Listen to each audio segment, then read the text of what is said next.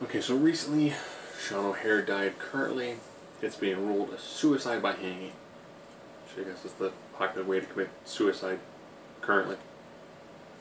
He's 43, survived by a son. Don't know if he was married or not. You know, most sites just talk about how he's got a kid. If you didn't watch Sean O'Hare, he had a pretty decent career, very, very short-lived. In the year, I think it was 2000, he came out, Rookie of the Year. Guy could do some decent mat work, high flyer, brawler. I mean, he had, his prior finishing moves were the Razor's Edge, or the Crucifix Powerbomb, and a senton that was just ridiculous for a guy of his size. He was, I think, like 6'6". He was everything you would expect the E would totally run with. I want to say he was part of the, I think it was the Natural Born Thrillers. I'm trying to do as much as I can from memory, which is really weird. I want to say it was O'Hare, Jindrak, Palumbo, and I think above average Mike Sanders, who was the mouthpiece for the group.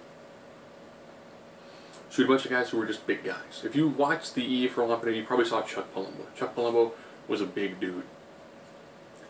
Jindrak and O'Hare were about that size, a little more cut, and a little more athletic too.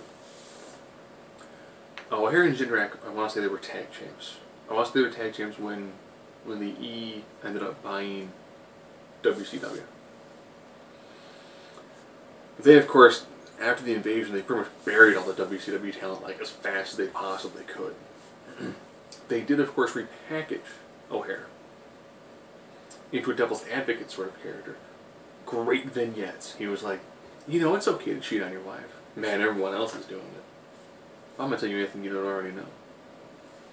Because he had just undeniably unique facial structure. He had kind of like the long hair, he had the kind of almost like scraggly looking sort of beard. He almost looks like he could have been a great version of the devil. You know, great look, tall, in shape, could do some pretty solid work, in-ring work.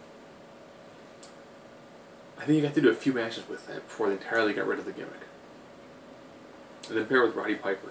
He had Piper be his mouthpiece. Then he feuded with Mr. America, which was a fired Hulk Hogan in a mask. They got rid of Piper, because that was one time he had lots of health issues.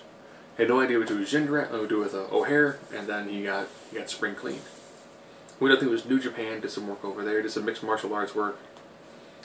And then he had lots of different run-ins with the cops. He did have a slight history of drug abuse. Slight in the term of a professional wrestler with drug abuse issues. So he was another guy where, when he was young, they said he died at 43, and in the year 2000, so he was 30. He was a major player in a cable television show. Around the time WCW was paying out some pretty good money. So he probably made some decent money. And he probably was on top of the world. If you talk to old wrestlers, there are two types. The ones who enjoyed it, saved their money, and left.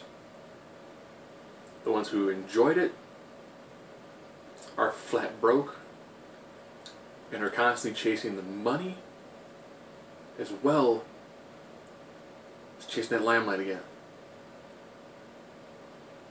And it seemed like what happened was he had so much so fast that he was riding just this wave of, everyone telling him he's great, lots of money. WCW was bought by the WWF at the time. Yeah, he went from being big fish in ever decreasing pond to being a big fish in a bigger pond with people who were like, oh yeah, you're a WCW guy. Yeah, guess what? We're going to job you out like crazy. Went from being a big guy, winning matches, doing stuff, to pretty much being a jobber. To then being repackaged and being like, okay, this is it. Here comes your moment. You're going to make this work. And then to be like all the other gimmicks that could have worked, that could have been interesting. I'm of course looking at characters, like Mordecai or Kevin Thorne. I know it's the same person, but there's a long list of characters that really could have made sense. It could have worked. It could have been great. Paul Burchill when he was the pirate.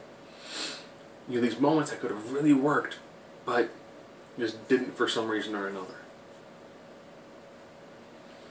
And it was too much, too fast, too soon. So my thoughts and prayers go out to his loved ones, his family, his friends. You know, this is gonna be a rough road.